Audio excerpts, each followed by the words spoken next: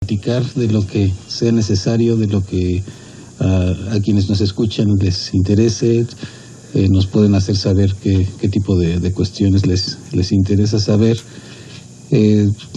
Podríamos decir que de lo que se trata un poco es como de conocer de la vida, un poco más de la vida en todos sus aspectos. Alguna vez me preguntaron que por qué me había decidido estudiar biología, y yo simplemente respondía que bios vida, ¿no? Y que era en parte un chiste y en parte en serio, porque a final de cuentas la vida siempre me ha interesado observarla desde todos sus aspectos, ¿no? El aspecto en el que más me he movido en mi vida profesional ha sido la mirada que tiene que ver con la reflexión científica, sistemática de la vida, la biología, ¿no? La vida en todas sus manifestaciones y fenómenos, ¿no? Pero sí era finalmente todo forma parte a final de cuentas de la vida, ¿no? Entonces todos son derivaciones, ¿no? El pensamiento mismo es una manifestación de la vida. Cierto, al final de las cuentas. Nemesio, entonces tú estudias biología, te metes de lleno a este rollo de la vida.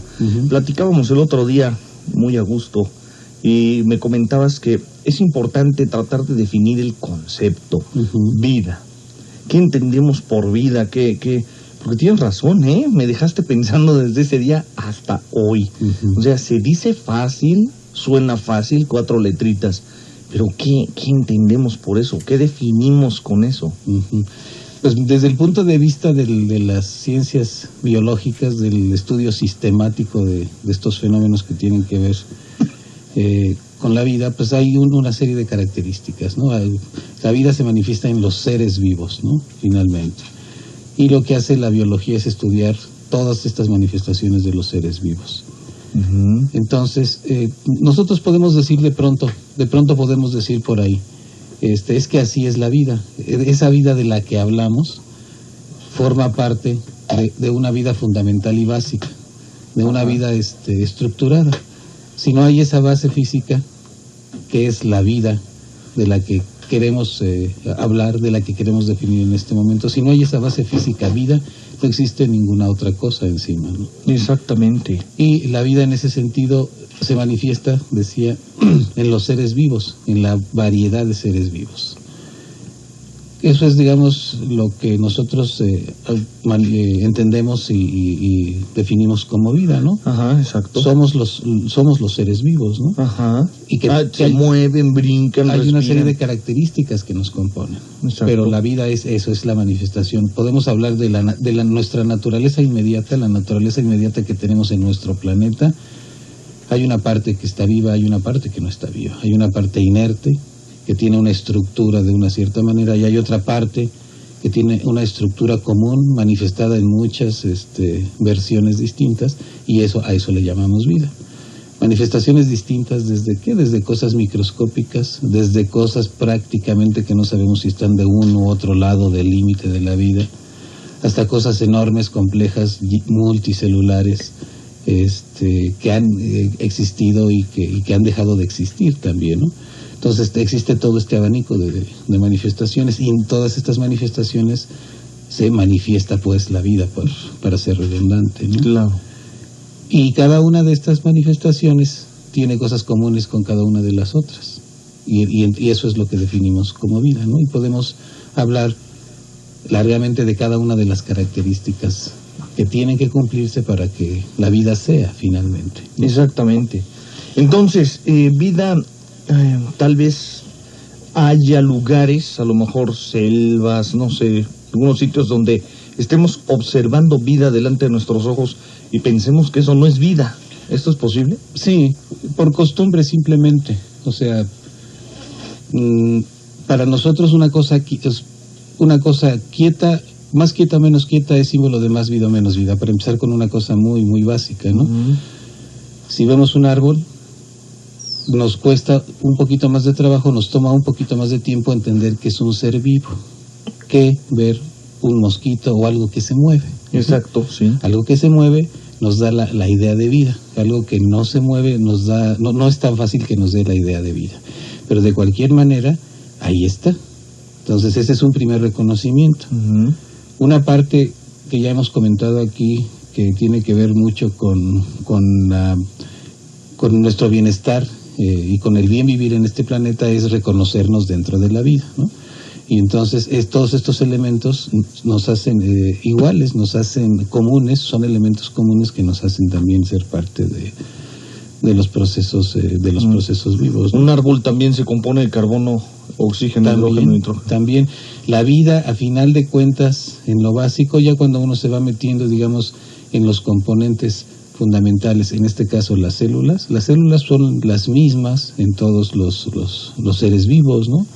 Básicamente se cumplen las mismas funciones a través de las mismas vías metabólicas en general, tomando el mismo tipo de materias primas, produciendo el mismo tipo de desechos.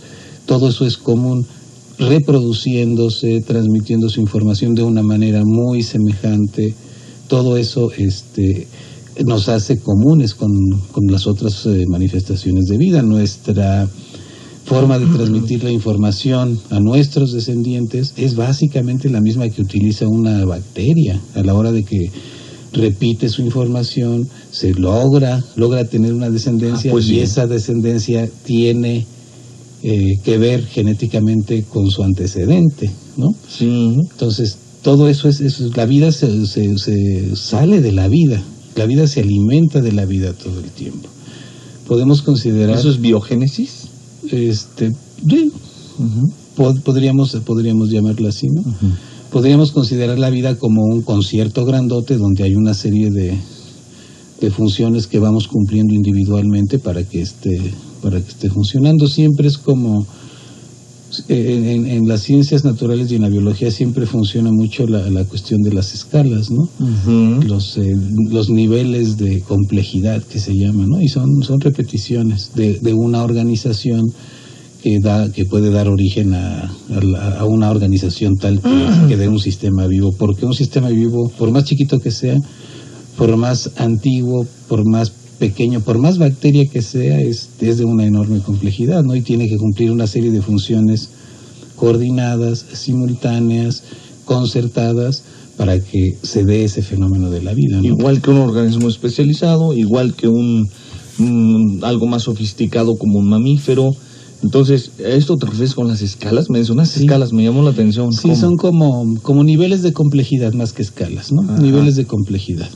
Es las mismas funciones que hay en una manifestación sencilla de vida, son las mismas que existen cuando hay una complejidad y una estructuración mayor. Cuando hay multicelularidad, cuando hay diferentes tejidos. Nosotros somos multicelulares, los mamíferos. Un mamífero como nosotros está formado de tejidos distintos, ¿no? De tejidos distintos, pero todos son células que tienen funciones diferentes, ¿no? Claro, y entonces sí son escalas. Y todo eso tiene que trabajar combinadito, tan combinado como lo que ocurre en una bacteria, ¿no? Qué interesante, eso me gusta. Entonces, nos da mucha luz observar que como se multiplica y reproducen las células, se multiplican y se reproducen las bacterias, y así sucesivamente, digamos que en distintos órdenes de ideas o en distintas escalas, es igual todo el tiempo, se repite, es cíclico. Sí. Es como la manifestación de una serie de funciones básicas jugadas de manera compleja, ¿no? Exacto. Jugadas de manera compleja. No es otra vez la metáfora de una serie de componentes básicos, de palabras fundamentales que puedes acomodar de muchas maneras, pero que son la base. En el fondo, en el corazón de la estructura, encuentras los mismos tipos de materiales, los mismos tipos de funciones, y eso es lo que nos hace considerarnos pues como vivos, como componentes de la vida, ¿no? Entonces, y además lo que mencionaba también, la vida normalmente se está alimentando de la vida. Eso es interesantísimo. A un nivel, digamos, de organismos superiores, necesitamos alimentarnos de otras manifestaciones de vida, ¿no? A veces un poco más vivas, a veces un poquito más cocinadas, pero es lo que estamos haciendo todo el tiempo, haciendo pasar materia, biomateria, del mismo tipo que nos compone a nosotros, la tomamos, la hacemos pasar por nosotros para reconstruirnos permanentemente, para repararnos, y entonces estamos alimentándonos de la vida, ¿no? Wow. Qué fregón. Explicando hoy con el biólogo Nemesio Chávez. Él es el director del Museo de Historia Natural, donde además, por cierto, hay una exposición de tarántulas asombrosa, impresionante. ¿No es así? Sí, tenemos ahora, casualmente hace unos días inauguramos una exposición de tarántulas vivas, porque normalmente nuestros demás ejemplares de animales son taxidermizados y están quietos. Sí. Pero en esta ocasión tenemos una de tarántulas vivas que está muy, muy, muy bonita. Las tarántulas producen unas sensaciones muy duales, muy mezcladas, entre fascinación y repugnancia. Cierto. Pero y bueno, eso es justamente un poco el gancho de ir a verlas. Son unos animales preciosos, ya es como todo. Cuando uno conoce a profundidad, cuando uno se mete así como en los huesos y la estructura de las cosas, termina uno enamorándose de todo, y las tarántulas no son un caso distinto. A pesar de, o sea, ya conociendo las razones, ya conociendo su estructura, por qué son como son, cómo se comportan, se convierten también en unos seres dignísimos de atención, ¿no? Entonces son muy interesantes, los colores son bellísimos, son sorprendentes, efectivamente. Hay unas azules ahí que me fascinaron, me encantaron, una roja cobriza, y la Goliat del Amazonas, sí. Es impresionante. Si usted que nos está escuchando ahorita nunca se ha imaginado que una tarántula sea capaz de cazar a un ratón adulto y comérselo, ahí lo hacen, ¿verdad? Es impresionante, y además lo ve el público. Cuando hay ocasión, porque no desayunan, comen y cenan todos los días. Claro, exactamente. Bien, pues bueno, continuamos entonces con este concepto que estábamos aclarando de la vida. Entonces tomamos como vida todo aquello que se mueve, y todo lo que está quieto está muerto, aunque no sea así. No es así, en realidad vemos solamente una parte, o sea, lo que nos parece siempre más vivo es lo más grandote, lo que nos parece más vivo es lo más parecido a nosotros, y de ahí hay una especie de gradación sensorial que nos va haciendo que lo más lejano nos parezca menos vivo, ¿no? Ahí en el museo, perdón, interrumpa, es que esto que está haciendo me trae a la memoria, vi también lo de los corales, el coral. Sí. Oye, ¿cuántos? 800 años para hacer 1 metro cúbico de coral. Eso es increíble, llegan y lo destrozan así como si nada. El coral, lo que me queda duda, ¿es algo vivo? Sí, es un animal, son animales. ¿Cómo, el coral? Sí, son pólipos, son un tipo de lo que podríamos conocer como los pólipos, ¿no? Aunque son pequeños. Sí, pólipos, sí. Son pequeños y bueno, hay varios tipos. Y tienen la característica de que precipitan estos minerales que forman la parte dura, la parte rocosa, ¿no? Al final de cuentas, lo que queda como parte rocosa de un arrecife es como el resto que quedó de un organismo vivo, pero el coral está permanentemente vivo y está trabajando y se está formando, y se forma por este tipo de depositación a gran lentitud, ¿no? Y además es una mezcla, los arrecifes y son una mezcla muy compleja de diferentes tipos de bichos, cuya convivencia permite la vida de unos y otros, ¿no? Y entonces por eso es un equilibrio tan fino.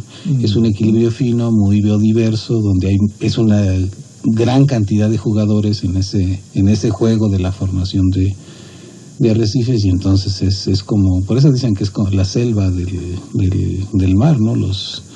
El ambiente de un arrecife, de la complejidad que tiene, ¿no? Vaya que sí. ¿Y a esto te refieres, por ejemplo, con esta degradación que hay de percibimos vivo lo que somos, y de ahí se va degradando? Y ahí se va haciendo un poco más distante. Percibimos vivos, o sea, lo que nos parece así más increíblemente vivos son los grandes mamíferos, ¿no? Lo que vemos así de nuestro tamaño y que decimos, esto está vivo, y nos responde, y un perro, y una res, un mono, ¿no? Sí, entonces decimos, esto está vivo, ¿no? Y de ahí nos vamos un poquito hacia atrás, ¿no? Y los árboles, hay quien los por la costumbre y la enseñanza los reconocemos inmediatamente como una cosa viva, tan viva como nosotros, formados de células, ¿no? Ajá, que desgraciadamente no es muy alto el porcentaje que los reconoce. Y hay quienes no. Entonces ya una cosa quieta que está ahí, pues uno se le recarga, le amarra al caballo, le da un golpe con la defensa del auto, le cuelgas letreros, clavándolos, le pones unos clavos, o sea, no te parece le pegas chicles, entonces te parece una cosa menos viva, pero es una cosa viva, ¿no? Y luego están las cosas que no miras, que no ves, que son un mundo, un universo mucho más vasto numéricamente que sí vemos con los ojos, ¿no? Todo lo microscópico, todo lo que escapa a nuestra vista, pues ahí hay millones y millones de especies y las cantidades de esos bichos pequeñitos pues, son... Ahorita mismo entre tú y yo debe haber una cantidad asombrosa ¿o no? Exactamente. Entonces ahí todas esas cosas también son parte, son primos nuestros, ¿no? Uh-huh. Todos, hasta donde sabemos, nos originamos en la historia del planeta y en la historia de la vida, nos originamos de un tronco común, todos uh-huh. tenemos el mismo origen. Uh-huh. Unos siguieron unas líneas, permanecieron con su estructura y con sus funciones y con su nivel de desarrollo, se quedaron en una parte y muchas otras líneas que crecieron hacia muchos lados. Se extinguieron líneas completas, resurgieron otras, todo esto por las cuestiones de la evolución, pero todos formamos parte de ese gran concierto que es la vida. Y es importante, insisto, reconocerlo. Ese es el punto de partida para el reconocimiento de la responsabilidad que eso tiene, que eso nos implica en términos de la conservación ambiental y estas cosas fundamentales. Ciertísimo, para poder elevar la conciencia, ¿no? De esto. Hay algo que me inquieta, bueno, observando que vida es todo esto, es vastísimo el concepto que nos estás dando de vida. Uh-huh. Desde cuestiones que no se mueven hasta lo que no vemos, ese universo enorme de lo que no vemos y todo lo que, pues de entrada sabemos que está vivo. Se observa, o he observado, a lo mejor estoy mal, que desde que nace la primera célula sobre el planeta Tierra, existe una imparable evolución. Imparable, todo está en evolución. Uh-huh. Todo el tiempo, todo está en evolución. Uh-huh. Y las especies empiezan a sobrevivir los más fuertes, nada más. Logran aparearse los más fuertes, sobreviven como si todo estuviera seleccionando de un modo natural la mejora de la especie. ¿Esto es así? No, porque también las condiciones son las condiciones del ambiente son las que determinan los rumbos de la evolución también. Qué interesante. O sea, está lo que se llama la selección natural. O sea, y la selección natural la ejerce el ambiente sobre los cambios aleatorios que se dan en las especies para evolucionar. A ver, ¿cómo es esto? Sí, la idea de la evolución siempre se ha creído que tiene que ver con mejora. Ajá. Y con perfeccionamiento. No necesariamente, a veces sí, a veces no. Ajá. Se cree normal. La idea precisa es que la evolución hablábamos de la vida. Ajá. La capacidad de evolucionar es una característica de la vida por razones de estructura bioquímica, físico-química, sí. que podremos platicar de ellas con detalle. Pero la vida, en resumen, tiene la capacidad de mutar, de cambiar, de evolucionar. Ajá. Espontáneamente, sin que nadie la empuje, sin que nadie la dirija, solita, por la estructura que tiene. Y se llaman modificaciones espontáneas, mutaciones espontáneas, cambios espontáneos. A ver, entonces, una mutación, por ejemplo, de un gen a otro, algo así, ¿no hay una influencia de radiación de algún lado? Claro que sí. Lo que quiero decir es que esas mutaciones pueden ser de cualquier tipo. O sea, puede haber una causa física, ajá, una radiación, un mutágeno químico, un brinco del sistema solito, etcétera. O sea, ajá, existe una presión de un medio. No. porque eso confunde un poco. Existe una causa física existe una causa física de una mutación. Ajá. Porque existe en la estructura química de las sustancias informativas, existe esa capacidad de cambiar. Estas sustancias químicas son sustancias químicas como cualquier sustancia química que esté en la naturaleza. Todo es una sustancia química. Sí, todo, desde una pila hasta... Exacto, todos son sustancias químicas. Estas sustancias químicas informativas tienen la capacidad de modificarse, ¿no? De cambiar, de que sus enlaces cambien, ¿no? De que algunos de los átomos de que las forman cambien de lugar y brinquen, ¿no? Entonces, esto a nivel químico es una mutación. Estas mutaciones se dan solitas por el tipo de estructura que tiene esta sustancia. Se dan solas. ¿Qué las puede causar? Pues a lo mejor una radiación ultravioleta, a lo mejor un mutágeno químico, a lo mejor un cambio de temperatura. Las mutaciones se dan solas. En esto que te estoy platicando ya se dieron mutaciones, se están dando solitas, sin que haya alguna razón. Entonces, esas mutaciones uno diría, ¿cómo es posible que mutaciones al azar, aleatorias, sin sentido, den origen a algo que sea una escalera de perfección o algo así, o alguna mejora continua? A lo mejor no escalera de perfección, pero sí un tramo evolutivo a fuerza. Un cambio, o sea, ni mejor, ni peor, ni mediano, simplemente cambio y avance permanente.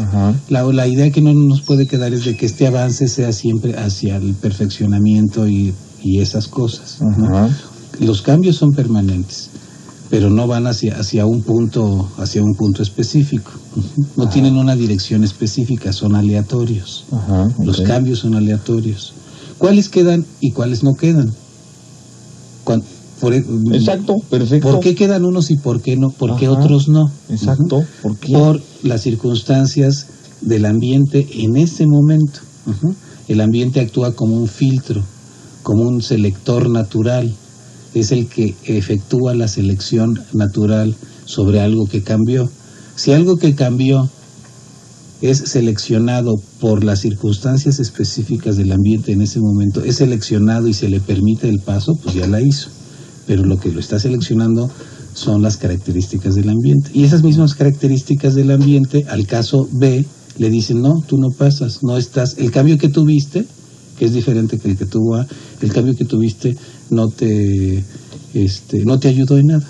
Entonces tú te quedas y ahí mueres. Esa mutación, el que no le ayudó en nada, se queda, y eso es lo que llamaríamos el más fuerte o el más adaptado a ese cambio específico en ese momento específico del ambiente de la Tierra, que ha sido cambiante todo lo que te imaginas. Aquí me salen 3 preguntas, pero necesitamos ir al condenado corto.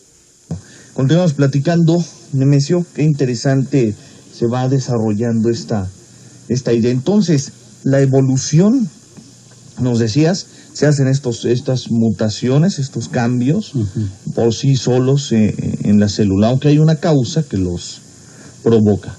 Ahora, continuamos ahí entonces. Esta evolución no tiende siempre a la mejora.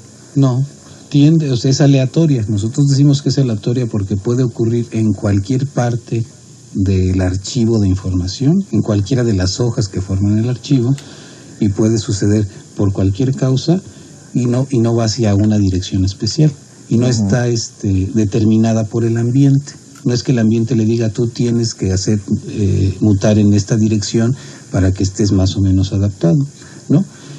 Simplemente una vez que se plantea esta mutación, este cambio, existen las condiciones del ambiente que son las que establecen la selección. Es una especie de filtro. En un ser vivo, si la mutación, si la transformación que ocurrió en un ser vivo es adecuada más o menos a las condiciones del ambiente, entonces estará más o menos adaptado ese organismo a esas condiciones al medio, a ese momento, porque las condiciones del ambiente han cambiado mucho a lo largo de la historia del planeta y de la vida. Sí, claro. Absolutamente. La temperatura, la humedad, la cantidad de radiaciones, todo eso va cambiando. Los diferentes ambientes también tienen diferentes características y esos son los que esos son los filtros selectivos. Son las presiones selectivas que escogen a un organismo que tuvo una mutación para bien Si la tuvo para bien, para esas condiciones, lo dejan pasar. Si no la tuvo para bien, si se fue hacia otro lado que no lo hace estar adaptado, se desecha. Eso, claro. Ese es el filtro natural. Entonces me estás haciendo pensar, al menos creo esto en este momento, que entonces la extinción de las especies a las cuales tanto respeto y tanto miedo y tanto drama, al final de las cuentas, en este planeta entonces una extinción de una especie o la extinción de las especies es algo natural, es parte de la vida, ¿no? Absolutamente, absolutamente. Sí. Es un latido más del corazón general de la vida, ¿no? Sí, porque si es esta selección como lo estás marcando, entonces, ¿y qué haría el planeta Tierra con todas las especies viviendo simultáneamente sin extinción? Sería esto un caos, ¿no? No, es un escenario, pues, que no lo puedo mirar, no se puede mirar, porque claro, efectivamente nos hemos explicado en base a la evidencia que hemos encontrado de los equilibrios y la necesidad de que exista predación, de que exista muerte y vida para que la vida siga adelante, todo esto. Eso es lo que nos queda claro. Qué chistoso. Cuando nos referimos al ejemplo más famoso de la extinción de los dinosaurios y todo, ¿qué pasa? Hay un cambio en las condiciones ambientales, sí, que de manera muy abrupta propicia una presión de selección que prácticamente nadie soporta. Que solamente algunos organismos soportan, ya ni siquiera de uno a otro individuo de una especie, sino para todas las especies es un cuesta arriba tremendo, ¿no? Y casi todas, o sea, una buena cantidad de la vida del planeta se extingue por ese abrupto cambio de condiciones de selección que nadie pudo, porque fue un acontecimiento muy abrupto, ¿no? Claro. Cuando va cambiando la temperatura suavemente, cuando la humedad, cuando los continentes, etcétera, hay otra velocidad, pero de un día para otro te cae algo encima, te oscurece la atmósfera, no te deja entrar la luz, las plantas se mueren en una semana y no hay posibilidad en ese momento de que haya algún cambio que revierta o sea, tiene que tomar mucho tiempo otra vez para que esas nuevas condiciones empiece a surgir vida adaptada a esas nuevas condiciones, o más adaptada, ¿no? O que las condiciones vuelvan a cambiar, ¿no? Porque el cambio abrupto fue en los dos sentidos, ¿no? Sí, claro. Y luego otra vez con cierta rapidez se hizo vivible la atmósfera. Tal vez de cualquier manera se hubiesen extinguido los dinosaurios. Si va cambiando la temperatura poco a poco y se va perdiendo la luz del sol poco a poco y demás, a lo mejor se va adaptando la especie, pero entonces se empieza a transformar y terminaría en una cosa que no era el dinosaurio adaptado en ese momento del clima, ¿no? Entonces, de todos modos hay extinción por los cambios y eso es en todas las especies. Qué bárbaro. Sí, ¿no? Y también se puede hablar a lo largo de la evolución, ha habido registradas a través de los estudios paleontológicos como grandes extinciones, ¿no? 5 o 6 grandes extinciones, sí, así que ya tienen nombre, ¿no? En tal época, en la era fulana, hubo una gran extinción de tal y significó la pérdida del tal porcentaje de la vida. Una de las más famosas es la de los dinosaurios, pero hay previas que son incluso más grandes en términos de porcentajes, ¿no?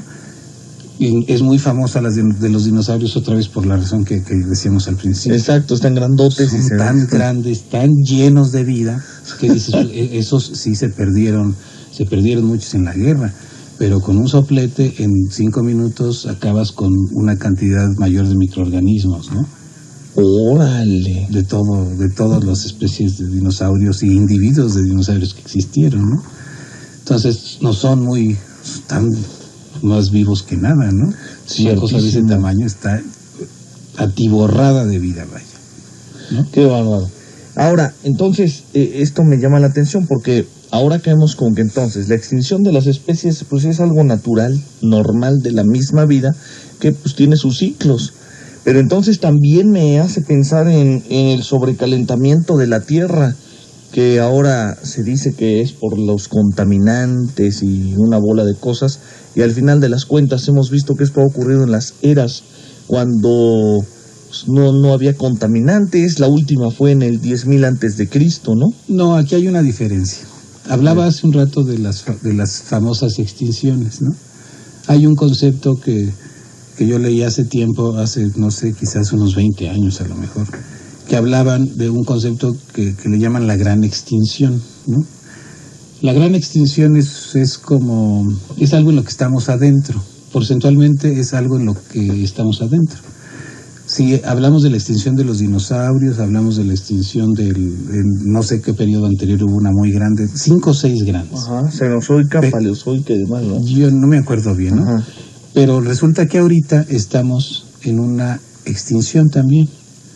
Estamos adentro de ella y otra vez por la percepción del tiempo ni cuenta nos damos, ni nos vamos a dar cuenta.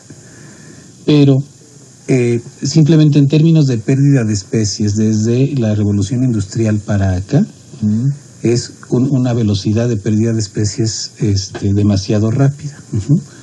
O sea, se están perdiendo una cantidad de especies que nunca se habían perdido a tal velocidad. De modo natural no se perderían. No, exactamente. Esta especie en unos 200, 300 años, esta extinción está llevándose entre el camino a una gran cantidad de especies, ¿no? Entonces está ocurriendo ahorita una extinción.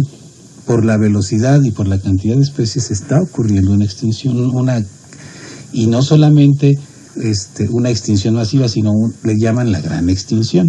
¡Órale! Como si fuera... ¡Qué grave es eso! Es una idea que cuando la ves desde el tiempo geológico, del tamaño del tiempo geológico, dices, chispas, como que tiene razón el asunto, la cantidad de especies, las razones, por ejemplo, y además en un tiempo cortísimo. Geológicamente, de las grandes extinciones pudieron tomar quizás 1 millón de años, ¿no? Sí, que el tiempo geológico sigue siendo muy cortito. Sí. Pero ahorita estamos hablando de una extinción de origen antropogénico, que tiene que ver con las actividades de los seres humanos sobre el planeta, directamente. Es decir, la actividad humana sobre el planeta está produciendo la gran extinción. Está propiciando una extinción masiva, ¿no?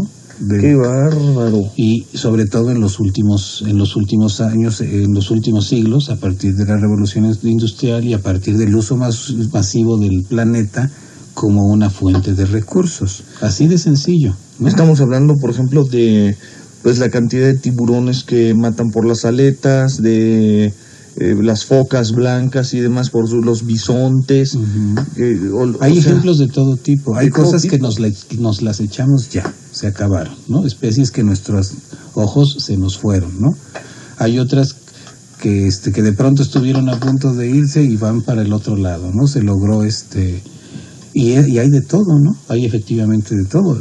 Hay que a través de selección artificial también en poco tiempo logramos diferentes razas de otro tipo de animales de interés particular para nosotros como seres humanos, ¿no? ¿Es verdad que no había perros? ¿Que todos son un monstruo genético de lobo? Son derivados todos de lobo.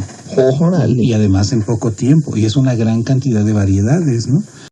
No, el universo hasta donde, en cuanto a su historia y a su evolución, hasta donde sabemos, hizo esta primera gran explosión y ese movimiento continúa. O sea, se sigue expandiendo a partir de ahí. Lo que decías de las esquirlas, y dentro de las esquirlas está pasando. Estamos pasando todos nosotros. Entonces, eso en términos de ese universo global, eso está ocurriendo. Es el mismo discurso. Va caminando, o sea, sigue expandiéndose después de esa explosión que suponemos ocurrió. Y desde entonces se va expandiendo todo, ¿no? O sea, no ha ocurrido ni que se detenga, ni que se regrese. Que podrían ser posibilidades, ¿no? No ha ocurrido, y hasta donde se entiende desde el punto de vista de los estudios de la física así más teórica y más llena de conocimiento astrofísico y materia oscura y cantidades de materia en el universo y todas estas cuestiones, el universo sigue expandiéndose, ¿no? Eso es con lo que sabemos ahorita. No estamos completamente seguros de si en algún momento esto deje de ocurrir o si en algún momento se regrese. Bien. Eso no estamos en seguridad, pero la realidad es que estamos ahorita en ese proceso de expansión. Ahí ocurre. ¿Hay alguna especie sobre la Tierra que haya detenido su evolución? O todas por ejemplo, el ser humano, el Homo sapiens sapiens, evolucionó hasta donde estamos el día de hoy, pero ¿estamos detenidos evolutivamente? No, es otra vez el tiempo, es otra vez sentir el tiempo, ¿sí? Es importantísimo sentir el tiempo. A ver. Porque, ¿en qué momento me dices tú estamos detenidos? ¿Por qué? Porque duró 2 segundos, 3 años, o 5,000, o 2 millones. Híjole, no, pues sí, ya me mataste con Entonces, es por eso insisto, es muy importante para entender este proceso, como desarrollar un sentido, sí. Así como vemos y oímos y tenemos sentidos para percibir la realidad, necesitamos afinar y desarrollar el sentido para percibir el tiempo y percibirlo en lapsos chiquitos, en lapsos grandotes, cuando va más, o sea, decir, mira, es que esto tuvo que ocurrir en un instante y esto otro, pues estos tantos miles de millones de años es esto, o sea, como siempre estar acomodado ahí. Sí. Porque si no... Sí, no. Se relativiza. ¿Ves sí. Cómo se relativiza? No, sí, es relativísimo. O sea, sí, la evolución sí está detenida. Pues en estos 30 y tantos años que tengo de vida, pues sí. ¿Verdad? Pues sí, pues está detenida. Pues sí. Pero a ver, hace, qué sé yo, 10,000 años, y ni así, pero todavía ponle 10,000 años, pues no, entonces sí hay una evolución. Entonces, ¿esto será eterno? Digo, ya hablando desde esta perspectiva. Otra vez me hiciste la misma pregunta, me hiciste. Bueno, ¿cómo puedo decirlo? O sea, se observa que vayamos, como dicen tanto por ahí, a perder el dedo meñique de uno de los pies. No, pues eso es encantador poder jugar. O el vello, el cabello. Sí, puede ser, o sea, esas cosas pueden ser. ¿Y pues sí. Sí, o sea, puede ser cualquier cosa. O sea, puede ser que nos volvamos más tontos de lo que somos también, y entonces dejar de darnos cuenta de que somos bien listos y que somos tan listos que vemos a todos los otros seres vivos así como por encima del hombro. Sí, ¿no? Sí. Ese es el otro asunto. O sea, eso puede dejar de ser. O sea, la historia del hombre en este planeta es un guiño. Como una evolución que produzca una deficiencia cerebral o una no utilización. También puede ser. Cualquier camino de Pero eso. Ve que soberbia que eso no se contempla. Claro, y además de dónde venimos también. O sea, venimos ahorita seremos bien, pues casi únicos, ¿no? Sí. Tendríamos que aceptarlo así, pero todo el ramaje y lo que se está sabiendo más en términos de nuestros antecesores inmediatos y de todos los caminos truncados y todo es riquísimo. Y ahí, o sea, volteas a ver aquella familia previa que algo tuvo que ver contigo y ves cómo se va enriqueciendo a medida que conocemos más y estudiamos más estas cosas y dices, pues es muy peculiar, ¿no? Y además con la conciencia de que para adelante también, o sea, eso puede ser que nos extingamos, que haya una especiación y que nos convirtamos, que de alguna manera se separen grupos, se aíslen geográficamente, no sé. Todo eso en términos probabilísticos puede ocurrir. ¿Qué va a ocurrir? Pues no sabemos. Pero incluso la imaginería y la fantasía en torno a cómo pueden ser las cosas es sensacional. O sea, es como es una zoología del futuro, ¿no? Dices, ¿cómo van a ser los bichos? Porque no nada más nosotros, o sea, igual que somos parte de la vida, toda la otra vida va caminando y modificándose y transformándose.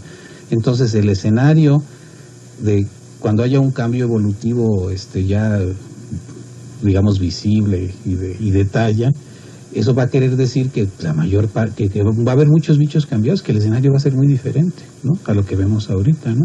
Cierto. Y entonces esa sola imaginería también es un entretenimiento del pensamiento biológico fuerte, profundo y muy nutritivo para el espíritu, ¿no? Del universo y de todas las cosas, estructuras que lo componen y todo, es un andar complejo, todo se va tocando, todo se mueve, todo es un concierto bastante complejo, ¿no? Pero hay muchas determinantes de todo en muchos los sentidos. ¿Existen grandes simios, más o menos desde la aparición del hombre hasta nuestros días? Grandes simios, ¿te refieres a...? Orangutanes, gorilas, chimpancés. Existen algo que podríamos... han existido como este árbol. O sea, nosotros somos parientes de los simios porque tenemos ancestros comunes. Esa es la razón. No porque descendamos de ellos, ni porque ellos en su más virtuosa evolución se conviertan en seres humanos, tampoco. Simplemente porque tenemos ancestros comunes. No son nuestros abuelos, en todo caso son nuestros primos, en todo caso son nuestros hermanos, ¿no? Que son los bichos que hay ahorita. Y en el camino ha habido ahora se está sabiendo mucho más con los estudios, ha habido una gran cantidad de especies diferentes de antropoides, de simios de esta naturaleza, de simios grandes, de antecedentes humanos, de una serie de eslabones, más de los que teníamos antes en el rompecabezas. Ahora se encuentran más y se encuentran huesos en diferentes lugares del mundo, con diferentes edades, que nos revelan poblaciones distintas, ¿no? Más chiquitos, más grandotes, más adaptados al calor, más adaptados a las montañas, etcétera, ¿no? Además de los australopitecos que conocíamos, y los cromañones y los neandertales, y además de todos esos que conocíamos, hemos ido aumentando el conocimiento en ese sentido. Entonces también atrás de nosotros hay toda una estela, un árbol complejo de vidas parecidas biológicamente, muy parecidas biológicamente a la nuestra, ¿no? Además de todo lo que no se parece tanto a nosotros, ¿no? Claro, desde luego. Todas las otras formas de vida, ¿no? Pero eso también ha sido rico. Y otra vez, insisto, para que podamos percibir el tamaño del escenario en el que ocurrieron todas estas cosas, pues es muy importante percibir el tiempo. Porque ya hablar de 5 millones de años de historia humanoide, 5 millones de años, es un poquito difícil sentir. O sea, todos los antecedentes de los más que se está conociendo en los últimos años, ¿no? Pues vamos hacia atrás en nuestros antecedentes más viejos por los 4 o 5 millones de años, ¿no? ¡Órale! ¡Qué tremendo! Entonces son millones de opciones. Qué bueno que aclaras esto, ¿no? El decir, no descendemos, no venimos de los simios. No. Somos, ¿cómo decirle? ¿Parientes evolutivos? Somos parientes. Compartimos un mismo tiempo y tenemos raíces comunes. Somos ramas de un mismo árbol. ¿Podremos decir que los simios son una especie humanoide? No, el humanoide técnicamente se refiere a otras características. Son monos antropoides, les llaman, monos parecidos a humanos. Ya. Pero, en fin, les llaman grandes simios también. Porque la cuestión es interesante, ¿no? Porque ellos no evolucionaron, bueno, queda muy claro con lo que nos engloba a todos es que somos primates, ¿no? Primates. Somos primos. Pues sí, exacto. Entonces ahí sí somos a ese nivel de primates, y estamos todos en ese mismo grupo. Bien, decían por ahí, o sé por ahí, que algunos primates hace más o menos 4,5, 5 millones de años, o un poco más, dejaron de comer vegetales por alguna cuestión del clima, comienzan a comer carne, y esto es lo que provoca la evolución. Es otro de los factores fundamentales que van construyendo la evolución. Es una presión ambiental que se llama alimentarse. Es una forma de selección, la alimentación misma. Y efectivamente, como la historia geológica del planeta pues hace lo que tiene que hacer, y a veces los cambios son muy profundos, entonces a veces esos cambios profundos son filtros de selección justamente, y van a permitir que sigan avanzando las especies que estén mejor adaptadas a esos cambios. Los que no estén adaptados a esos cambios pues se quedarán en el camino, aparecen como filtros, ¿no? Y te obligan a diversificar. Entonces se mezcla esto con el hecho de lo que le metes al cuerpo en términos de alimentación para construirlo, y qué es lo que ocurre con toda esa química diferente y nueva, y que vas construyendo otro tipo de cosa, por supuesto. Si me la paso comiendo granos, o me la paso comiendo vegetales, o si como pura carne, etcétera. Cada uno de esas materias primas me va a construir de manera diferente. En miles de años, o millones de años. Otra vez miles de años. Exacto, hay que sentirlo.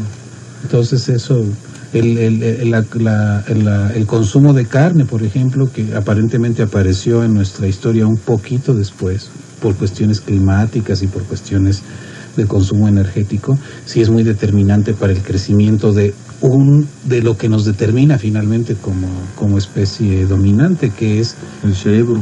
El cerebro. Así de sencillo. Contribuyó mucho el cambio de dieta para el desarrollo y el crecimiento del cerebro en tiempos evolutivamente aparentemente muy cortos. Nosotros logramos el desarrollo cerebral que nos permite operar la mente que operamos, que nos permite controlar las cosas como aparentemente las controlamos, fue rápido. La construcción del desarrollo, el crecimiento del cerebro en esos términos, ¿no? Y ahora, si vemos que la evolución se da por una de las presiones ambientales como es el comer carne, veía yo el otro día un documental en Animal Planet, Discovery Channel y demás, donde varios primates, ahorita no me acuerdo de la especie, dejaron de comer carne, curiosamente igual que en la antigüedad, por una sequía muy fuerte, dejaron de comer vegetales, empezaron a comer carne, y pues ya, ahora que hay vegetación, porque ya hubo lluvias, ya no, se quedaron comiendo carne. ¿Crees tú que esto podría presionar para una evolución de esa especie a otra cosa distinta, no humanos, pero a otra cosa distinta? Lo que pasa es que también la evolución la otra dimensión es poblacional. Los cambios evolutivos significativos se dan, no se leen en un grupo pequeño, no se leen en un individuo ni en un grupo pequeño, ocurren a nivel de poblaciones grandes. Cuando estas modificaciones se esparcen, o sea, se fijan en términos de una mutación, por ejemplo, se fija y esa mutación, pues, si te ocurrió a ti, pues ni modo, ¿no? Pues sí, en tus larguísimos 30 años de vida, pues no vas a mutar. No va a pasar nada. Pero si esa mutación en lapsos de tiempo se repite y se va acumulando y va ganando frecuencia de genes dentro de poblaciones grandes, entonces se convierte en un cambio significativo. Esa es la otra dimensión, la cantidad, el pensamiento poblacional. A la evolución siempre la tenemos que pensar en términos de poblaciones. Perfecto. Teníamos el programa anterior un rollito interesante sobre el concepto vida, ¿no? Porque es una palabra que decimos todos los días de manera muy sencilla, muy ambigua, y que tal vez un biólogo nos puede ubicar un poquito más sobre el término. Esto veníamos hablando. Y luego ya fuimos cayendo poco a poco en esta cuestión también de la evolución, de por qué evolucionan las células. Y ahí yo quisiera abrir con una preguntita.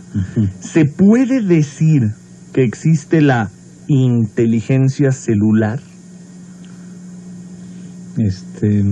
No sé exactamente, no. Hoy, creo que hoy por la mañana hablábamos con algunos compañeros acerca del asunto de la inteligencia, de estudiar la inteligencia, y alguien comentaba sobre alguien que le estaba investigando desde el punto de vista de las neurociencias, otro desde el punto de vista de la psicología, de los estudios de este tipo, otro desde el punto de vista de la genética, etcétera. No, o sea, en este sentido la palabra inteligencia implica muchas cosas, ¿no? Y hablar de inteligencia celular, pues quién sabe exactamente qué signifique, ¿no? Es como una metáfora, en este caso es como una metáfora, ¿no? Es como un edificio inteligente. Evidentemente estamos hablando de diferentes cosas al hablar de la inteligencia, a la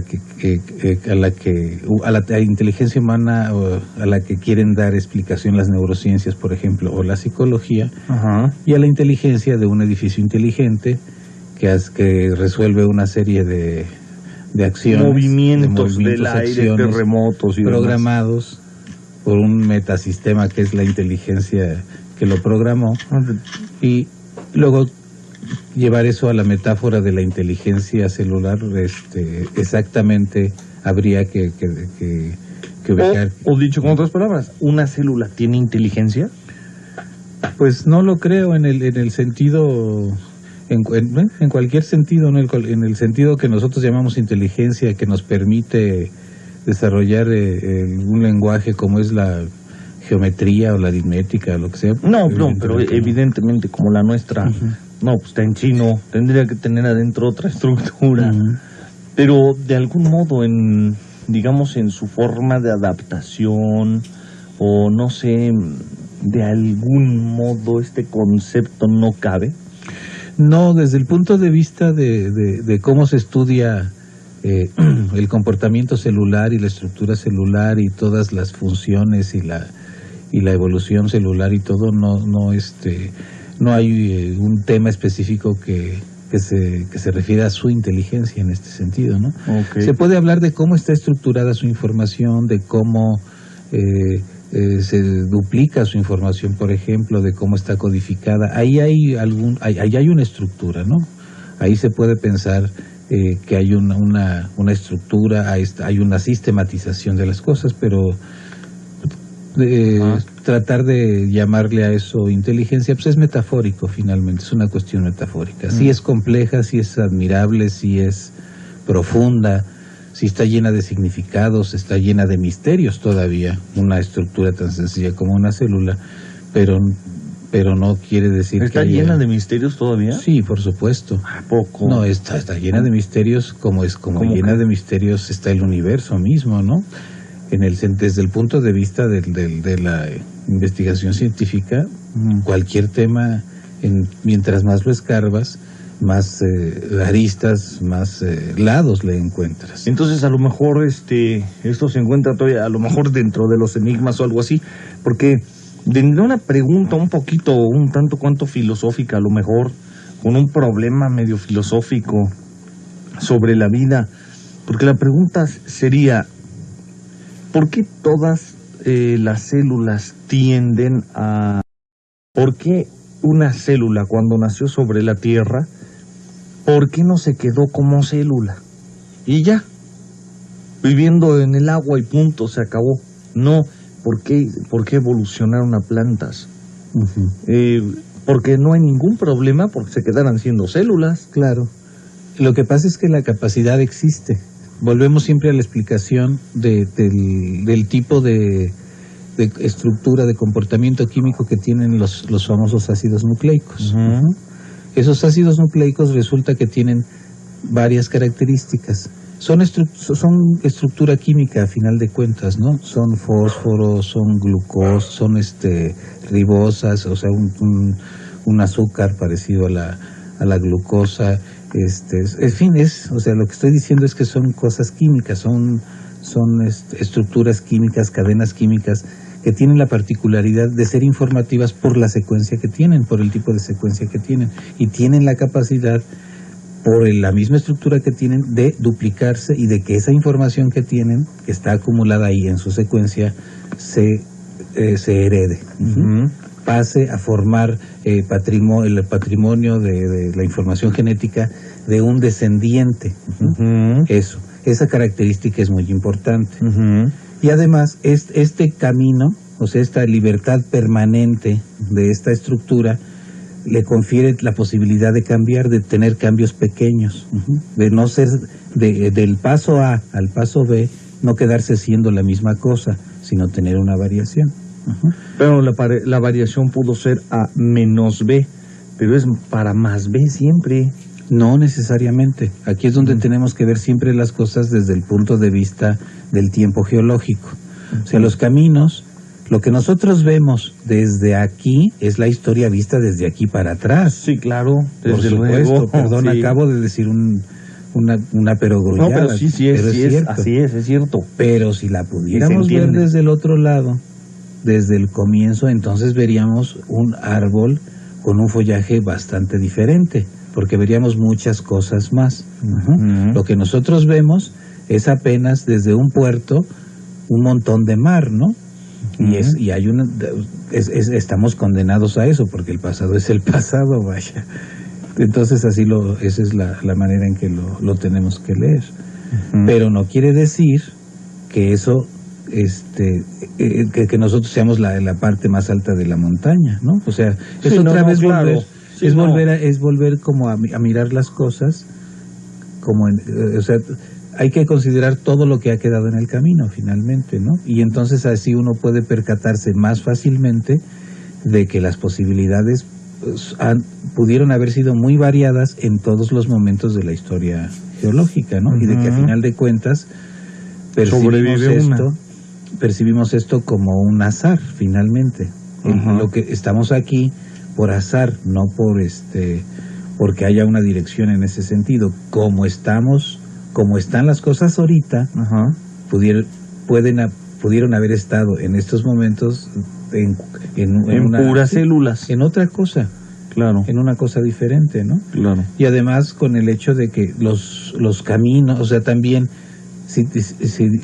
también te preguntas, bueno, ¿por qué existen entonces estas unicélulas ahí en cualquier charca de cualquier, donde haya un poco de agua, en fin, ni donde haya agua. En todos lados se da la vida. En todos lados. Se aferra, ¿verdad? Ahí están. O sea, siguen existiendo el tipo de formas de vida que se supone son las más representativas del origen. Además de existir toda una diversidad de otro tipo de bichos, otras formas de vida que han ido evolucionando de esas. O sea, no han sido los caminos excluyentes. Ahí están los vestigios de nuestros antepasados más remotos, ahí están.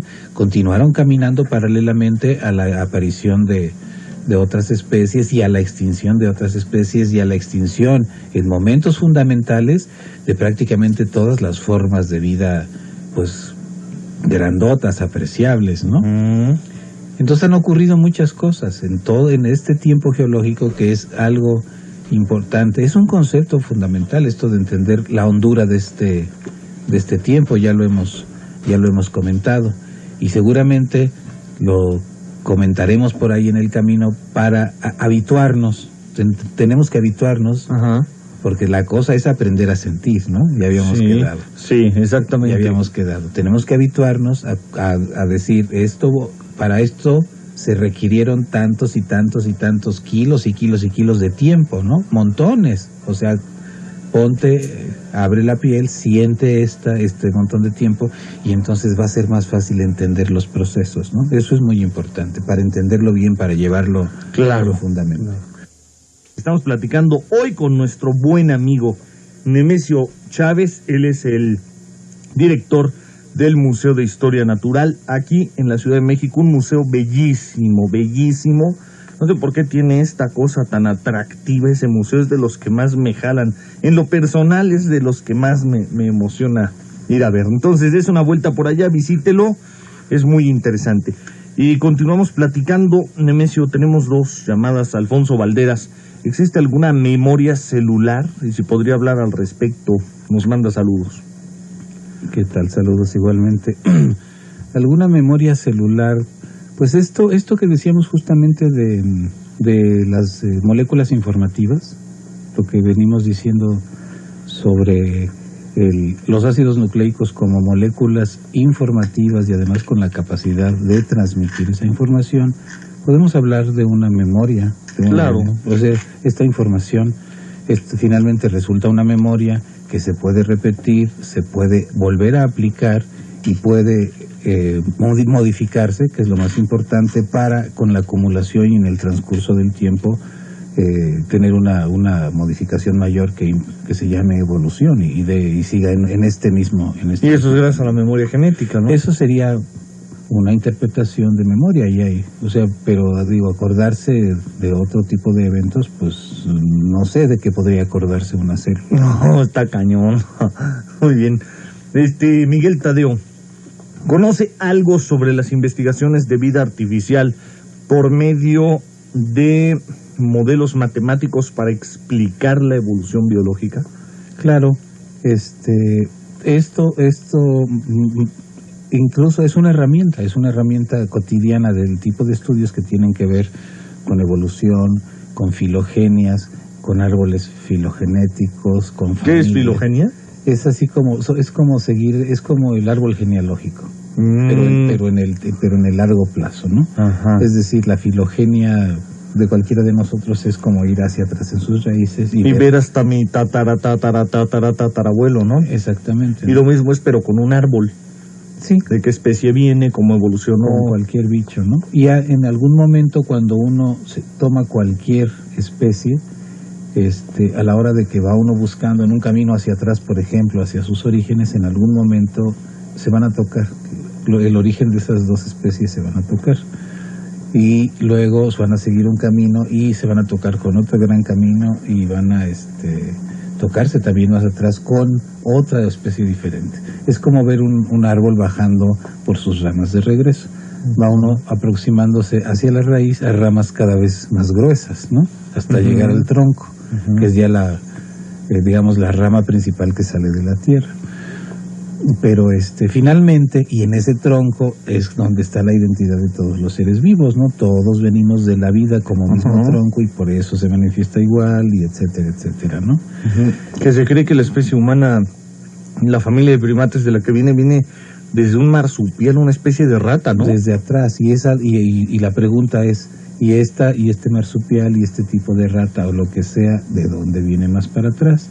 Pues de dónde cierto. viene más y ese es el permanente hasta llegar a un renacuajo todos, hasta llegar a la formación precelular, finalmente, o sea, para formar células multicélulas simplemente para formar multicélulas como somos nosotros, tuvo que haber una unicélula en algún momento, cierto. Y entonces esa es la misma.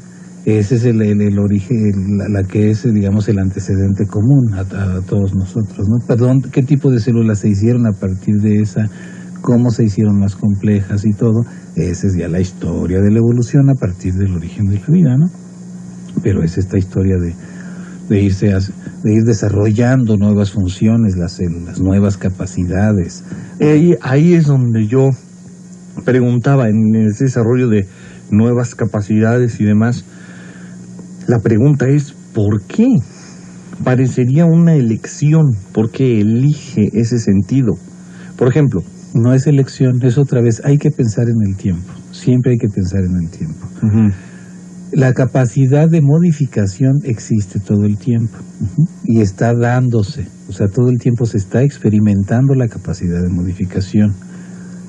Lo que ocurre es que existe una selección de esas modificaciones que se dan espontáneamente, existe una selección que tiene que ver con el ambiente. La presión de selección es una especie de filtro. De todos esos juegos, de todas esas modificaciones que se dan, de todos esos experimentos que se efectúan, la mayor parte no son buenos experimentos. ¿Por qué? Porque no están adaptados a las circunstancias del medio. El filtro. Pero ahí perdón que insista, no, es que me interesa muchísimo, es muy interesante platicar contigo de esto, me fascina. Entonces, no es óptimo para el medio. No es que no sea óptimo. ¿O no es, cómo dijiste, perdón? No es lo mejor. No es lo mejor. No es lo mejor. Entonces, ¿quién define qué es lo mejor? El tipo de medio, el tipo de presión selectiva que hay. Lo que haya o deje de haber en el ambiente. El ambiente funciona como un filtro, de manera general. Y entonces, si tienes un cambio, tienes un grupo tienes una población. De esa población, todos cambian. Y resulta que cambian en el sentido de estar mejor o peor adaptados a la temperatura. Y eso entonces el ambiente tendrá una temperatura, y el que mejor adaptado esté a esa temperatura es el que tendrá la mejor posibilidad de sobrevivir en esa temperatura. Entonces, cualquiera de todos que haya cambiado en esa dirección es el que va a estar favorecido. Va a pasar por el agujero del filtro, va a pasar más fácilmente. Los otros van a pasar con más dificultad. A la larga, y si las condiciones del ambiente permanecen igual, a la larga ese que se seleccionó es el que va a prevalecer en términos de dejar descendencia, y entonces el cambio que tuvo va a quedar impreso en su descendencia. Ajá, y así se va a generar el cambio. Ahí estaría la memoria celular hasta ahorita. Pues sí, o sea, si le queremos llamar metafóricamente memoria, sí. ¿O cómo se llama normalmente? Eso sería... Bien, sin metáfora. Es la información, es la acumulación, eso se llama genoma, código genético. Tu información que traes, esa es la memoria de cómo te construyes, ¿no? Sabemos que se modifica y eso, pero está codificada en los ácidos nucleicos, ¿no? Exacto. Esa es la memoria, justamente. Ajá. Por eso podemos llamarla memoria, es información codificada que se puede transmitir. Ese es el concepto fuerte. Esa información perfectamente codificada son palabras, de alguna manera, aquí pues sí seré metafórico, son palabras escritas en una hoja que las puedes copiar. Y las puedes reproducir en otra hoja, ¿no? Y entonces así va. Exacto. ¿Empezó el RNA con esto? Es probable. O sea, aquí lo importante es pensar en que tuvo que haber una molécula informativa parecida a lo que conocemos hoy como ácidos nucleicos. ¿Cómo se llegó a ese diseño? Tuvieron que pasar otra vez una serie de ensayos y muchos errores. ¿Cuánto tiempo se lleva ese ensayo-error? Se puede calcular, pero no sé, pudo haber llevado millones de años, ¿no? Este tipo de ensayos y errores, ¿no?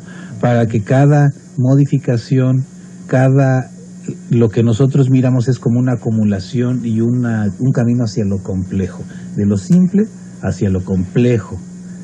No sé si de lo malo a lo bueno o de lo simple a lo complejo sí lo vemos, ¿no? Como que sí vemos esa tendencia. ¿Cuánto tiempo tomó para que se cumplieran cada una de las etapas que llevaron de eso simple a esto que vemos complejo? Pues montones de cosas tuvieron que pasar, ¿no? Pero montones. Modificación de los metabolismos al principio, ¿no? Para llegar a un diseño como el que es la base de la vida actual, tuvo que haber antes una serie de ensayos y errores. ¿Cuál es el diseño base que conocemos de la vida actual? Eso es lo que conocemos como la célula más básica, ¿no? Es lo más sencillo, que son las bacterias, lo más parecido a este tipo de formas de vida más primitivas, ¿no? Y bueno, le comento rapidísimo que estábamos entonces con este rollo. Sí, hay otros aspectos que se tienen que reflexionar acerca de la vida para entender finalmente como las formas de manera integral, ¿no? La vida se compone, podemos como dividir al universo, a la naturaleza, lo que llamamos naturaleza, tajantemente y de manera un poco arbitraria en vivo y no vivo, ¿no? Ajá. Entonces, pero también aquí entre lo vivo y lo no vivo, existen pues muchos puntos en común, ¿no? Existen, por supuesto, las diferencias que vemos, pero existen puntos en común, ¿no? Lo vivo, pues ya más o menos nos imaginamos todo lo que es. Ya lo dijimos, ¿no? Lo que nos parece siempre más vivo, los grandes animales, los animales no tan grandes, las plantas, montones de microorganismos que viven lejos de nuestra vista, todos los bichos que viven en el mar, en el aire, en todos lados. Y entre más se mueva y más grande sea, más vivo está. Más vivo está. Y existe la otra parte, la que quitemos todos a los seres vivos, quitémoslos a todos, a nosotros incluidos, y entonces ¿qué queda? Queda una parte pues no viva hasta donde lo entendemos. Sí, si quitamos todo el reino vegetal y todo el reino animal, pues no queda nada vivo. Exactamente, se supone que en una época de la historia del planeta así era la condición. Era una condición donde era un planeta sin vida, inerte. Un planeta mineral. Un planeta mineral, finalmente. Y aquí es donde está esta reflexión que quisiera hacer sobre el asunto de lo vivo, lo no vivo, y la diferencia entre una y otra cosa, y lo que implica, y lo vivo de lo no vivo, por ejemplo, ¿no? O lo no vivo de lo vivo, ¿no? La vida está compuesta de todo lo que está en la parte no viva de la naturaleza, digamos, está compuesta de lo mismo, de los mismos materiales, para decirlo muy sencillamente.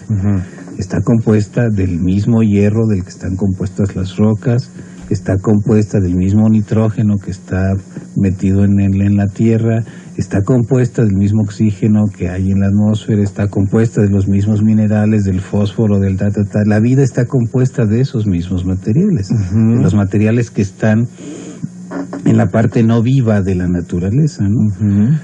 Es los mismos materiales, acomodados, combinados, entremezclados, de maneras más complejas y más variadas, pero a final de cuentas son los mismos materiales.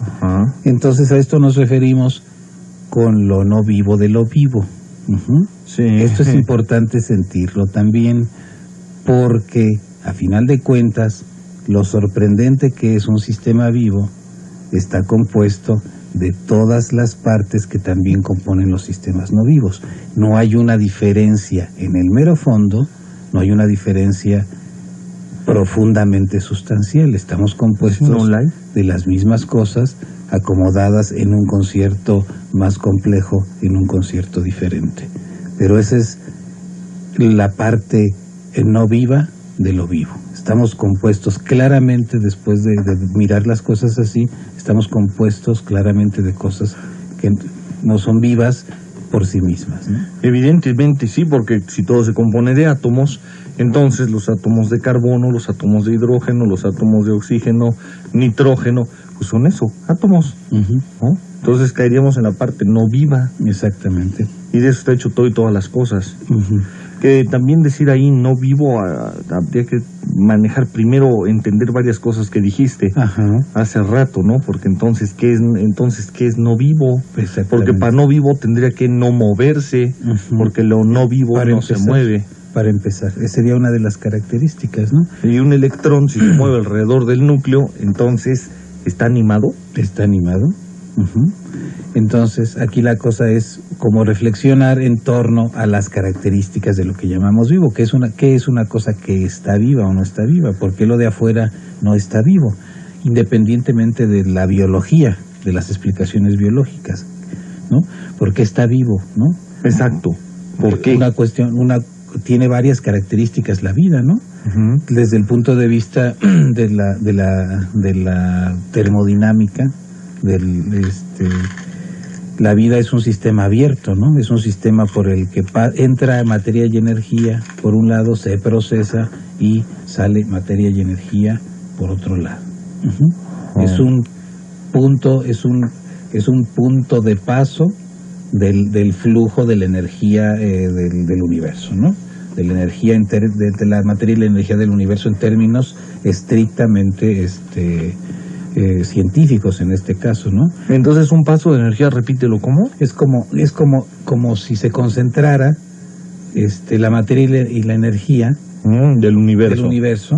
O sea, cada vida en este caso sería esto, como una especie de concentración y un acomodamiento y una especialización de funciones que tiene además un periodo de vida determinado.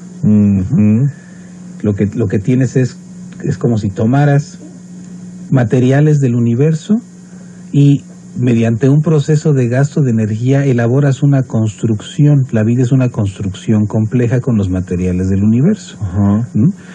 Más le valdría al universo en términos de gastos dejar las cosas como están, ¿sí? Le implica un gasto de energía, ¿no? Y ahí se gasta energía en construir la vida.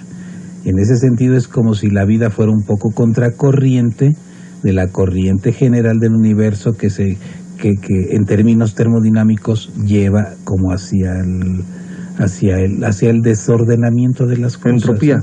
Exactamente. Entonces la vida corre en sentido contrario. En lugar de irse hacia ese flujo de desvanecimiento y de desparramamiento. Digamos que va en contra, un tanto cuanto. Entonces, del universo. Exactamente, y eso va aumentando paradójicamente la entropía del universo, porque para generar la construcción, la edificación de la vida requieres gastar energía. Es igualito que... No, es igualito, la metáfora es al revés, ¿no? Tú gastas recursos para construir algo, ¿no? ¿Con qué objeto? No entiendo eso. Esa es la descripción de la vida como la vemos. Ajá. La pregunta filosófica, ¿con qué objeto? Pues desde el punto de vista de la ciencia es por qué funciona así. O sea, se trata de explicar. Sí, se ve este funcionamiento. Es que es diferente, porque si preguntamos por qué funciona así, bueno, por una adaptación a la presión del medio. Pero, ¿con qué objeto? Porque es muy cierto lo que dijiste, es cañonamente, es tremendo lo que dijiste hace rato. Al universo más le valdría quedarse así y no gastar energía en ir contracorriente creando la propia vida. Entonces, parecería, digo, es una pregunta, como tú dices, filosófica, ¿no? Pero al final de cuentas... ¿Qué objeto? Aquí al final de cuentas, la suma final de esto es la energía final que queda, las cuentas quedan claras, ¿no? En ese sentido, desde el punto de vista termodinámico, pues no hay pregunta, las cuentas van quedando claras. ¿Cómo claro? Sí, o sea, la energía que se gasta, se regresa en términos de desorden, ¿no? Entonces parecería tonto. Lo que pasa es que hay tantas cosas que parecerían es cuando te preguntas otra vez en la evolución, ¿por qué no fue así y por qué fue así? Sí, es porque es así. Nosotros lo que hacemos es ver y describir. Como que se entraría en otra rama de investigación. La pregunta filosófica no es al final de las cuentas biología. Exactamente. Claro. No es biología o la parte dura de conocimiento que se tiene sobre el comportamiento astronómico, ¿no? Exacto. La astrofísica, lo que se sabe en términos ciertos, en términos como dijiste, duros, ¿no? Ortodoxos. Obtenidos mediante un cierto sistema, ¿no? Un sistema que finalmente es como la moneda de cambio de la objetividad, ¿no? Exactamente. En lo que estamos de acuerdo. Exacto. A lo mejor esté bien o mal, pero en eso estamos de acuerdo, ¿no? Mediante ese tipo de adquisición de conocimiento sabemos ciertas cosas que van construyendo estas teorías que explican, pues, desde la historia del universo hasta lo que sea menester, ¿no? Qué grueso, es que esto es imparable. Plática extraordinaria, se ha ido el tiempo volando, ¿verdad? Sí. Ni lo sentimos, chihuahuas. Martín Venegas, comenten algo sobre el libro El Quinto Milagro de Paul Davis. ¿Qué punto de vista bíblico se puede encontrar con el tema que están tratando? No conozco yo el libro de Paul Davis, ¿tú lo conoces? No, tampoco. Y yo creo que un punto de vista bíblico pues está quedando claro ahorita justamente con la explicación última antes de salir del corte. Yo creo que hay que hacer una separación de las cuestiones científicas duras, como dices, la ciencia que explica una realidad que no es su campo, su ámbito, meterse en las cuestiones bíblicas con relación a la vida, el Génesis, supongo que va por ahí, ¿no es así? Supongo, sí, que la pregunta parece ir en ese sentido. Ya habíamos también comentado en algún momento de manera sencilla que hay temas que la mirada de la ciencia, el sistema de la ciencia, la metodología de la ciencia no toca, simple y sencillamente, ¿no? Exactamente. Eso no quiere decir que estas visiones no formen parte de la concepción de la vida en general de las personas, ¿no? Y que construyan parte de su vida también. Bien. Bueno, pues estamos en la recta final. Vamos avanzando con este rollo. Tenemos entonces hasta el momento, cierta cantidad de explicaciones. Es que no me puedo acordar, cuando empezamos con esto, mencionaste algo que sí tendría que aclararse un poco. Los conceptos otra vez, ¿no? ¿Qué podemos entender? Por ejemplo, uno de los otros, en lo que me acuerdo, del que te quería preguntar. ¿Qué se entiende por evolución? Evolución. En términos de la biología. Sí, de la biología, por ejemplo, Darwin estrictos, y demás. Evolución se puede usar el concepto en montones de ámbitos, pero en el sentido de la biología y de Darwin y de toda esta parte, tiene que ver con el surgimiento de nuevas especies, de formas de vida a partir de anteriores, y el subsecuente origen de nuevas a partir de las que se acaben de formar, ¿no? O sea, esto es evolución. O sea, bien. Una célula dispara alguna orden, si se le puede decir dispara, o envía una señal de muerte en algún momento. Hay una programación genética que tiene que ver con el funcionamiento de la célula, que marca de manera química, de manera interna, ciertos comportamientos.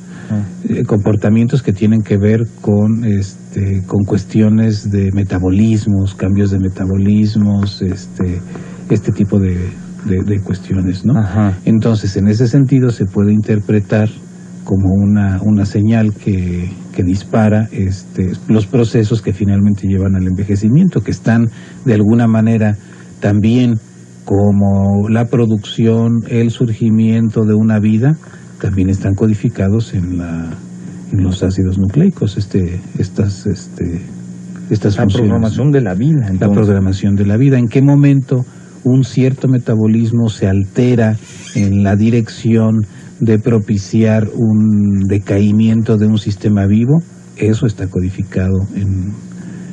Por eso nuestras células mueren en cierto periodo exacto. Sí, y tienen un cierto periodo de vida, y por eso nosotros, como resultado verdaderamente visible de eso, pues vamos envejeciendo como resultado del envejecimiento de nuestras células. Claro. Entonces, a ver, las células, por ejemplo, si está ya codificado en la genética la muerte, ¿a qué hora? ¿O es algún tiempo? ¿O es un proceso de adaptación por el medio? ¿O en algún momento la célula dice, hasta aquí, muero? Hay una serie de cuestiones que tienen que ver con el metabolismo, las generaciones, las veces que ocurre un cierto tipo de metabolismos, de reacciones que se van acumulando. Ajá. Y esto a final de cuentas, a final de esta cuenta, se lee pues como el periodo es precisamente donde este tipo de metabolismo va a cambiar, ¿no? Porque es una como ley que las células se mueren cada 24 horas, unas, otras no. Depende, ahí depende, ahí claro. Volvemos a abrir un abanico tremendo de simplemente en relación a lo que tiene que ver con los tipos de células, ¿no? Exacto. Cada una se comporta de manera diferente, cada tejido especializado. Cuando hablamos de origen de la vida y evolución y todo, hablamos de unicelularidad, luego hablamos de cuando se juntaron estas unicélulas y se hizo una pluricelularidad, y llegamos a un momento donde esta pluricelularidad dio variedad a una cantidad enorme de tejidos diferentes que efectúan funciones especializadas, ¿no? El tejido de la piel, el de los huesos, los músculos, el cerebro, el corazón, los intestinos, todo. Cada uno de esos son grupos especiales de células, son comandos especiales de células que efectúan funciones muy específicas, que a final de cuentas estas funciones combinadas redundan en esa cosa que decimos, mire, esa cosa está viva, ¿no? Ajá.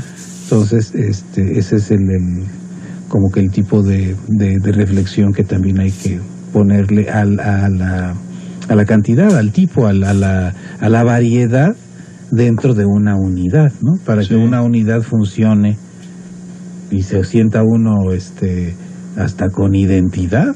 Ajá. Todo lo que tiene que estar ocurriendo en esos términos, ¿no? Y todas esas células llegaron en algún camino evolutivo, otra vez, importante ver la hondura del tiempo, llegaron a esa especialización, a lograr esas especializaciones finalmente que se conjugan para producir la vida, ¿no?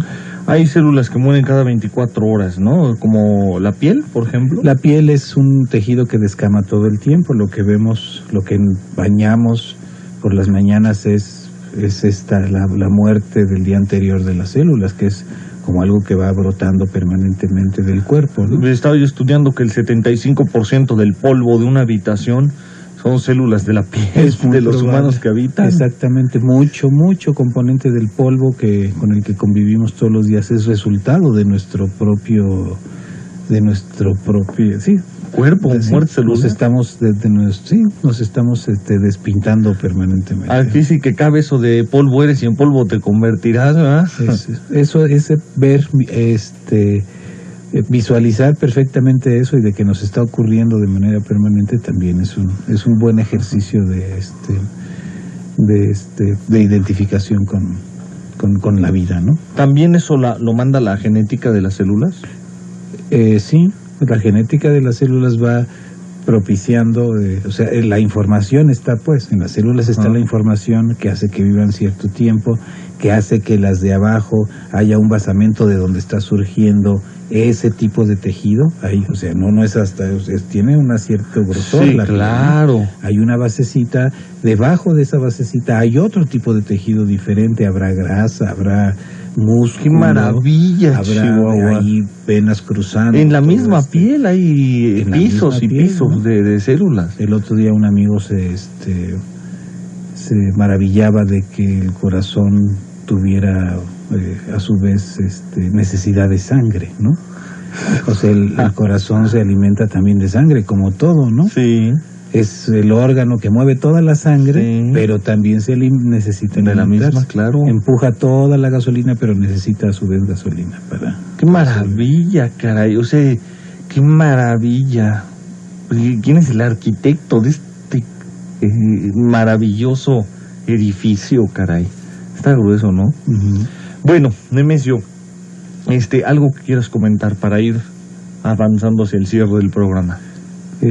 Pues nada más que seguimos reflexionando en estas cuestiones que tienen que ver con la mirada de la vida, del concepto de la vida definida para comenzar desde el punto de vista biológico, científico, y a partir de ese es nuestro punto de partida. Exacto, sí. A partir de eso podemos estar haciendo referencia a todas las otras miradas, ¿no? Perfecto. Hay cosas, podremos podremos comentar algunas cosas también más adelante, las características de la vida como objeto termodinámico, etcétera. Hay mucho que... ¿Como objeto termodinámico? Sí, lo que le pasa en términos de materia y energía de manera simple, ¿no? Cómo es como sistema con respecto a los sistemas no vivos. Lo que estabas diciendo ahorita. Se transforma, no se transforma. ¿Qué le pasa en medio de la vida, no? Entonces, esa es otra de las cosas que platicaremos. Si la gente se quisiera poner en contacto contigo, ¿se puede? ¿Algún correo, algo? Sí, tengo un correo, mi correo es nemesio58, estoy en hotmail, @hotmail.com, pues ahí pueden... Perfecto, muy bien. Bueno, Nemesio Chávez, muchísimas gracias por haber estado con nosotros.